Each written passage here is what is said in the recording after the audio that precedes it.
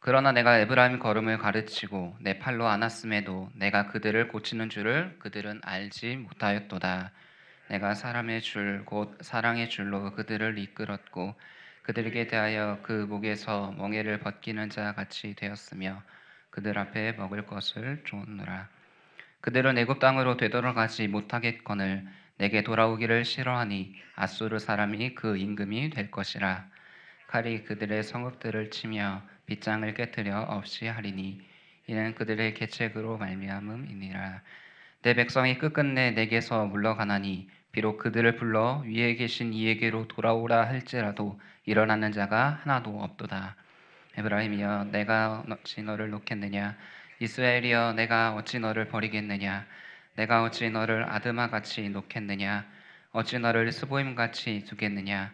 내 마음이 내 속에서 돌이키어 나의 긍휼이 온전히 불붙듯 하도다. 아멘. 저는 말씀을 시작하면서 하나의 이야기로 여러분들의 마음을 열고자 합니다. 제1차 세계대전 무렵에 세르비아의 한 작은 온천 마을 브르나츠카라는 그 마을이 있었습니다. 그곳에 한 다리가 있었습니다. 그 다리의 이름은 루바비교, 말 그대로 사랑의 다리였습니다. 그 마을에는 학교의 여성 교장이었던 나다라는 여인이 있었고 세르비아 장교 레자가 있었습니다. 그 두 사람이 함께 사랑에 빠지게 됩니다. 이 두 사람이 이 다리 위에서 자주 만나 미래를 약속하고 계속해서 우리의 사랑을 이어가자라고 약속을 맺게 됩니다. 그런데 전쟁이 모든 것을 바꾸어 놓게 됩니다. 레자는 전쟁에 참여하게 되었고 그리스 코르푸 지역에서 다른 여인과 함께 사랑에 빠지게 됩니다. 결국 나다와 레자의 사랑은 이루어지지 못한 채 모든 것이 다 끝나버립니다. 나다는 그 이별의 상처를 이겨내지 못해서 결국은 얼마 지나지 않아서 심장마비로 생을 마감하게 됩니다. 이 이야기는 여기서 끝나지 않습니다. 그 마을의 젊은 여성들이 이제 나다의 사랑이 그렇게 허무하게 사라지는 것을 너무나도 안타까워한 나머지 자신들의 이름, 사랑하는 사람의 이름을 함께 그 자물쇠에 새겨서 나다와 레자가 자주 만났던 그 사랑의 다리에 걸기 시작했습니다. 이 작은 행동은 2000년대 초반 유럽의 온 도시마다 사랑의 자물쇠를 거는 열풍들을 만들어냈고 그리고 지금 우리가 잘 알고 있는 서울의 남산에 그 사랑의 자물쇠가 있게 된 겁니다. 사람들은 그 자물쇠에 사랑을 묶어두고 싶어 했습니다. 내 사랑하는 사람이 떠나지 않기를, 영원히 이 사랑이 변하지 않기를, 그리고 끝까지 이 사람과 영원하기를 바랬던 것이죠. 심지어 2008년도 초반에 이 남산의 조망권이 없어지니까 자물쇠를 일부 없애겠습니다라고 했을 때 많은 사람들의 반발이 있을 정도로 이 사랑의 자물쇠의 힘이 참 컸다고 합니다. 이 이야기가 묻는 질문은 이겁니다. 과연 사람이 묶어두는 그 사랑은 정말 끝까지 갈 수 있겠는가? 오늘 우리가 함께 살펴보게 될 이 호세아 11장은 사랑을 지키지 못한 사람들의 이야기와 그리고 끝까지 사랑을 놓지 않으시는 하나님의 이야기가 담겨져 있습니다. 사람은 자물쇠로 사랑을 묶어두려고 하지만 하나님은 팔로 우리를 안고 계신다라고 소개해주고 있습니다. 이 호세아라는 책은 예언서이기도 하지만 한 사람의 삶이 드러난 책입니다. 호세아서는 단순히 이스라엘 백성들이 하나님을 떠났다라는 책이 아닙니다. 사랑이 깨어졌을 때 그 하나님의 마음이 어떻게 움직이는지를 보여주는 책이 바로 이 호세아입니다. 호세아의 이야기는 처음 선지자의 결혼으로 시작됩니다. 하나님은 이 선지자였던 호세아에게 충격적인 이야기를 하십니다. 가서 저기 음란한 여인 고멜과 결혼하여라. 근데 이 고멜은 음란한 여인답게 남편을 떠나서 다른 남자에게 갑니다.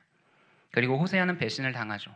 하지만 하나님께서는 끝까지 고멜을 데려오라라고 말씀하십니다. 여기서 말하는 것은 이스라엘은 고멜이고 하나님은 호세아임을 상징적으로 선지자의 삶을 통해 보여주시는 겁니다. 하나님은 이렇게 말씀하십니다. 나는 너희에게 배신당한 남편이다. 하나님은 이스라엘의 모든 죄를 다 지목하기 시작하십니다. 그들이 지식이 없으므로 망하였다라고 설명하고 계십니다. 하나님과의 잘못된 관계, 소통이 그들과 하나님을 멀어지게 만들어 버렸습니다. 이스라엘 백성들은 율법을 몰라서 하나님과의 관계가 깨어진 것이 아니었습니다. 하나님을 사랑하지 않게 된 그들의 마음의 문제였습니다. 우리가 오늘 살펴보고 있는 이 본문 앞절을 보면 그 시대의 영적인 상태가 잘 정리가 되어 있습니다. 그리고 우리가 읽고 있는 이 호세아 11장은 호세아 전체 중에서도 심장부라고 할 수 있습니다. 호세아 시대의 이스라엘은 하나님을 몰랐던 백성들이 아닙니다. 호세아는 북이스라엘의 마지막 때, 곧 멸망 직전에 활동했던 선지자입니다. 그러나 사람들은 내 나라가 무너지겠거니라고 생각한 사람이 한 명도 없었습니다. 여로보암 2세 이 왕을 지나면서 북이스라엘은 안정된 국력을 갖게 됐고 더 넓은 땅을 갖게 됐고 무역이 활발해지게 되었습니다. 백성들의 삶은 이전보다 더 나아 보였습니다. 그래서 사람들은 이렇게 말했습니다. 이 정도면 괜찮지. 야, 이렇게 우리가 잘 살게 되는 것 이렇게 하나님께서 복을 주셨기 때문이야. 우리가 이렇게 잘 사는 걸 보니까 하나님이 우리를 지켜주고 계신 게 분명해 라고 생각했습니다. 그러나 이 생각이 바로 위험한 착각이었습니다. 잘못된 안정감이었고 회개를 미루게 되는 안일함이었습니다. 사람들은 이 하나님을 섬기는 것에 대해서 오해를 하고 있었습니다. 겉으로는 하나님의 말씀을 지키고 형식적으로는 예배를 드리고 절기를 지키면 그것이 곧 하나님과의 화평한 관계다라고 생각했던 것이죠. 그러나 호세아 11장 1절과 2절은 전혀 다른 분위기로 시작합니다. 이스라엘이 어렸을 때에 내가 사랑하여 내 아들을 애굽에서 불러내었거늘. 여기에는 하나님께서 차가운 책망이 아니라 아버지의 따뜻한 기억을 담고 계십니다. 하나님께서는 이스라엘에게 분명히 구원을 베푸신 분이십니다. 애굽에서 노예로 살면서 신음하던 그들의 울부짖음을 하나님께서 들으셨습니다. 이것이 하나님의 공감입니다. 하나님은 멀리 계신 분이 아니라 가까이에서 자녀의 신음에 응답하시는 분이십니다. 바로의 군대가 뒤쫓아올 때도 홍해를 가르셔서 길을 만드시고 능력의 팔로 그들을 건져내셨습니다. 이스라엘은 말씀 속에서 늘 하나님의 공감과 능력이 어떠했는지를 들어왔습니다. 사랑하는 성도 여러분, 이 모습이 우리의 모습과 닮아 있지 않습니까? 하나님께서는 이 자리에 있는 우리 모두의 탄식을 들으시는 하나님이십니다. 그렇다면 이 우리의 탄식은 어디에서부터 시작되었습니까? 하나님과 함께 거닐던 아름다운 정원에서부터 시작되었습니다. 말씀의 불순종함으로 인해 관계가 깨어지면서 그 단절이 이 땅에서의 수고, 해산, 고통, 가시덤불, 엉겅퀴를 이 땅에서 만들어내게 되었습니다. 그럼에도 불구하고 하나님은 우리를 건져내셨습니다. 우리는 이 하나님의 구원을 입은 자, 하나님의 능력을 경험한 사람들입니다. 오늘날의 사람들은 삶이 점점 힘들어질수록 의지할 대상들을 찾게 됩니다. 어린 시절에는 부모의 사랑을 찾고 청년기에는 사랑하는 배우자들, 연인을 찾습니다. 그리고 결혼 후에는 배우자를 찾고 그리고 나중에는 자녀를 의지하며 살아가게 됩니다. 그런데 사랑하는 성도 여러분, 하나님께서 우리가 의존할 수 있도록 먼저 자신을 내어주셨다는 그 사실을 믿으십니까? 이스라엘 백성들은 이 사실을 오해했습니다. 그들은 제사를 드렸고 절기를 지켰으니 이 모든 관계가 회복되었다라고 생각했던 것이죠. 그러나 호세아 11장 2절은 그들의 실상을 이렇게 말합니다.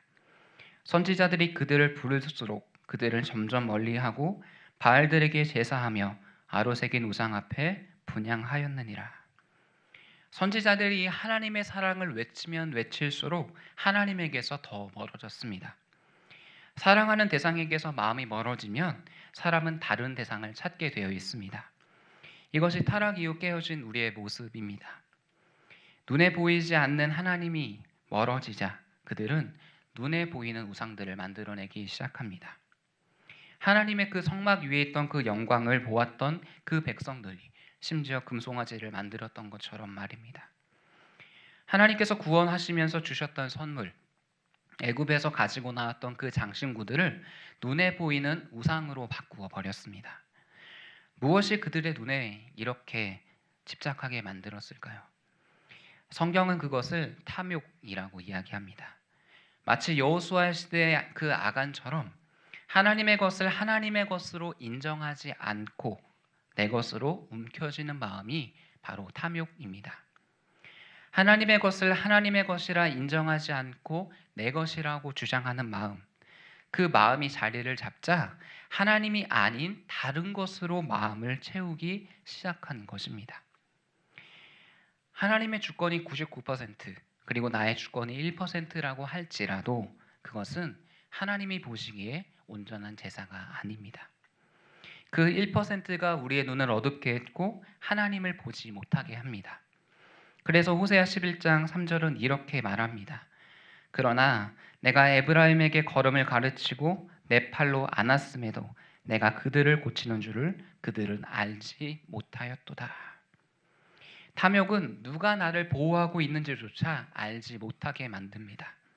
그리고 우상을 나의 피난처요 나의 도움이라고 고백하게 만듭니다. 이것이 호세아 시대 이스라엘 백성들의 모습이죠. 동시에 우리들의 모습일 수도 있습니다. 떠난 자식보다 더 아픈 것은 자식을 향한 부모의 마음입니다. 호세아 11장은 바로 그 아버지의 마음이 말로 탄식으로 터져 나오는 장면들이 기록되어 있습니다. 하나님께서 먼저 징계를 선택하십니다. 따뜻한 팔로 안으셨던 그 아버지의 모습은 이제 회초리를 드는 아버지의 모습으로 바뀌게 됩니다. 이스라엘은 하나님께 돌아가기를 거부했고 하나님은 그들의 선택을 더 이상 가볍게 넘기지 않으십니다. 그렇다면 이 이스라엘은 무엇을 의지하고 있었습니까? 눈에 보이는 힘을 의지하고 있었습니다. 그들은 애굽을 자신의 도움이라고 여기며 끝없이 애굽에게 도움을 요청합니다. 이 장면은 참 이해하기 어려운 모습이죠. 이스라엘은 어디서부터 나왔습니까? 바로 애굽 땅에서부터 나왔습니다. 압제와 노예의 땅, 괴로움과 탄식의 땅, 그곳에서 나왔음에도 불구하고 그들은 애굽을 의지하고 애굽으로 돌아가겠다. 애굽이 나의 피난처다라고 지금 착각하고 있는 것입니다. 그 고통을 견디지 못해 하나님 아브라함의 그 약속을 이루어 주십시오라고 기도했음에도 불구하고 그 약속이 이루어져 하나님의 능력을 보았음에도 여전히 애굽이 우리의 강한 힘이다라고 의지하게 됩니다. 이것이 호세아가 바라본 이스라엘의 비극입니다. 그들은 과거에 애굽이 강했기 때문에 여전히 애굽은 강한 나라다라는 그 착각 속에 살아가고 있었습니다. 아수르의 힘이 점점 강해짐에도 불구하고 그들의 시야는 여전히 애굽에 머무르게 됩니다. 그들은 이 하나님의 말씀을 듣기는 했지만 하나님을 찾지는 않았습니다. 여호와가 어떠한 분이신지를 들었고 자기가 어디로부터 나왔는지를 들었으며 하나님은 어떠한 분이신지를 분명히 들었음에도 불구하고 그러나 여호와를 삶의 피난처로 삼지는 않았습니다. 그래서 호세아는 이렇게 외칩니다. 그러므로 여호와를 알자, 힘써 여호와를 알자. 그의 나타나심은 새벽빛같이 어김없나니 비와 같이 땅을 적시는 늦은 비와 같이 우리에게 임하시리라.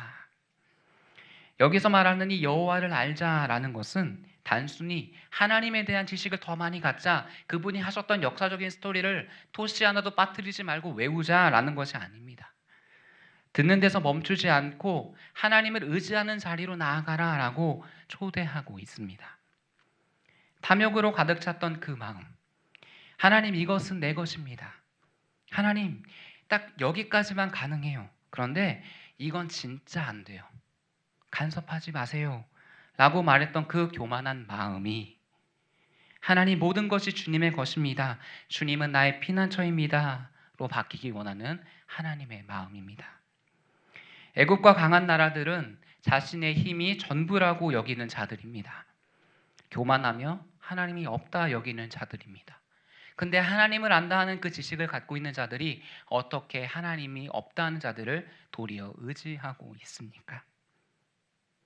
하나님은 말씀하십니다. 그들에게 가서 도와달라고 외칠 것이 아니라 하나님과 깨어진 그 관계를 회복하는 것이 너희가 살 길이다라고 분명히 말씀하시는 것입니다. 하나님께서는 그 도구로 아수르를 사용하십니다. 호세아 시대의 아수르는 이렇게 말합니다. 살고 싶으면 우리 힘에 속해라. 강한 군사력으로 질서를 만들었고 철저한 복종이 있을 때 살아남을 수 있는 우리의 질서에 들어와라 라고 아수르는 외쳤습니다. 반란은 곧 멸망이니 우리 힘에 붙잡혀라 라고 이야기했습니다. 이스라엘 하나님도 위대하지만 아수르의 힘도 함께 가지고 있어야 한다라는 것이 이스라엘 생각이었던 거죠. 그러나 하나님은 정확한 진단을 내리십니다. 아수르 사람이 그 임금이 될 것이라. 이 말은 하나님이 갑자기 다른 왕을 세우셨다라는 뜻이 아닙니다. 하나님을 왕으로 모시지 않는 너희는 너희가 의지하였던 그 힘이 이제 너희를 다스리게 될 것이다 라고 말씀하시는 겁니다. 이미 그들의 마음 가운데 있었던 왕은 하나님이 아니라 눈에 보이는 힘이었습니다. 외교력이었고 정치력이었고 군사력이었습니다. 그들의 우상이 그들을 왕으로 삼은 것입니다.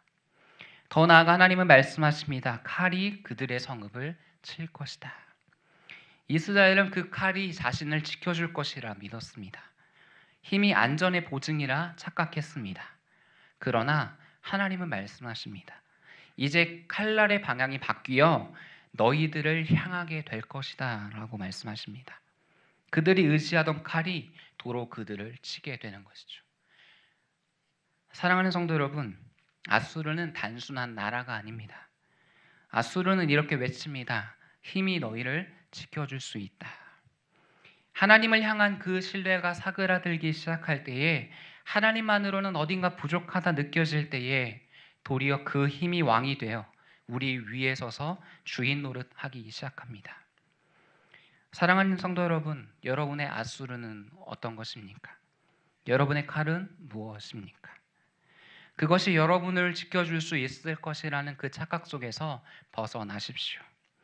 돈과 안정과 건강과 실력과 관계와 경력과 내가 쌓았던 신앙의 그 모든 경험치들이 모든 것이 우리의 아수르가 될 수 있습니다. 하나님을 왕으로 모시지 않으면 결국 힘이 왕이 됩니다. 돈이 왕이 됩니다. 시간이 왕이 됩니다. 우리는 그것에 끌려다니게 됩니다. 그리고 그 힘은 우리를 지켜주기보다는 도리어 우리를 지배하게 만듭니다. 오늘 본문은 그들의 태도를 다시 한번 짚어줍니다. 그들은 끝끝내 하나님께서 물러나 그들을 부르시는 하나님에게 돌아오지 않았다. 하나님께서 물러나시면서 부르시는 그 자리로 이스라엘은 돌아오지 않습니다. 그 완고한 현실 앞에서 이제 하나님의 마음을 호세아는 비춰주고 있습니다. 에브라임이여 내가 어찌 너를 놓겠느냐. 이스라엘이여 내가 어찌 너를 버리겠느냐. 내가 어찌 너를 아드마같이 놓겠느냐. 어찌 너를 스보임같이 두겠느냐. 내 마음 내 속에서 돌이켜 나의 긍휼이 온전히 불붙듯 하도다. 이 아드마와 스보임은 창세기 14장과 신명기 29장에 등장하는 소돔과 고모라와 함께 멸망했던 탐욕의 도시들입니다. 이렇게 탐욕이 가득했던 그 도시가 무너졌습니다. 공의의 관점에서 보면 이스라엘 너희들은 이 소돔과 고모라 그리고 스보임과 아드마와 다를 바가 없다라고 이야기하시는 겁니다. 하나님은 공의의 하나님이십니다. 그래서 하나님을 떠난 자들, 불순종한 자들은 이 하나님의 공의의 심판 아래에서 멸망할 수밖에 없습니다. 그래서 이 호세아 11장을 차분히 따라가다 보면 이스라엘의 심판은 조금도 과하지 않죠. 그래서 누구도 이 심판은 불공평합니다. 하나님 왜 그렇게 이스라엘을 심판하십니까? 라고 물어볼 수조차 없게 하나님은 하나하나 기록하신 것입니다. 그런데 바로 놀라운 지점이 바로 여기입니다. 하나님의 마음이 등장합니다. 공의를 부정하지 않으시면서도 그 공의를 덮어버리는 마음이 긍휼입니다. 내 마음이 내 속에서 돌이켜 나의 긍휼이 온전히 불붙듯 하도다. 사랑하는 여러분, 파도를 잠시 생각해 보면서 돌이켜 보면 파도는 한 번 치고 끝나지 않습니다. 겉으로 보이는 파도 하나 뒤에 이미 또 다른 파도가 같이 겹쳐서 계속해서 치고 있습니다. 그리고 그 뒤에도 또 뒤에도 겹겹이 밀려옵니다. 그래서 이 파도의 힘은 한 번이 아니라 계속해서 밀려와 사람을 붙잡아 쓰러뜨리죠. 호세아 11장 8절의 긍휼이 바로 그렇습니다. 성경은 내가 너에게 한 번만 긍휼을 베풀겠다라고 말하지 않습니다. 오히려 이렇게 말합니다. 나의 긍휼들이 오히려 불붙듯 하도다. 여기서 성경 기자는 이 긍휼을 단수형이 아니라 복수형으로 기록했습니다. 하나님의 사랑은 단 한 번의 연민이 아니라 겹겹이 쌓인 사랑입니다. 호세아 11장 안에서 그 긍휼이 어떻게 쌓여 있는지 함께 살펴보겠습니다. 형광펜이 있으신 분들은 표시해 보셔도 좋겠습니다. 첫 번째는 1절입니다. 이스라엘이 어렸을 때에 내가 사랑하며, 하나님은 이스라엘을 아들이라 부르십니다. 두 번째는 3절입니다. 걸음을 가르치시고 팔로 안으셨던 사랑입니다. 세 번째는 4절입니다. 사랑의 줄로 이끌어 오신 그 사랑입니다. 그리고 마지막은 그들이 끝내 돌아오지 않았음에도 불구하고 다시 부르시며 기다리시는, 포기하지 않으시는 하나님의 사랑입니다. 여러분들 오늘 본문에서 이것을 발견하셨습니까? 많은 사람들은 하나님 앞에 선 죄의 모습들을 발견하지만 그 이면에는 겹겹이 스며들어 있는 하나님의 사랑이 기록되어 있습니다. 사랑하는 성도 여러분, 하나님은 사랑이십니다. 하나님은 사랑이십니다. 하나님은 사랑이십니다. 이 사랑이 모든 진노를 다 덮어버린 것입니다. 이 사랑이 우리를 구원하였습니다. 이 사랑이 지금도 우리를 끝까지 붙들고 있습니다. 사랑하는 성도 여러분, 우리는 흔히 누가복음 15장의 그 비유를 탕자 비유라고 이야기합니다. 그런데 그 이야기를 조금 더 깊이 들여다보면 그 비유의 중심에는 돌아오지 않는 그 아들보다 끝까지 기다리고 먼저 찾아가서 돌아올 것을 기다리시는 그 아버지가 서 있습니다.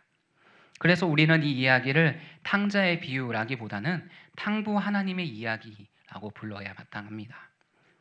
재산을 나누어 주고 아들이 떠나도 붙잡지 않으시고 돌아올 기미조차 없을 때에도 여전히 문 앞에 서서 계신 아버지.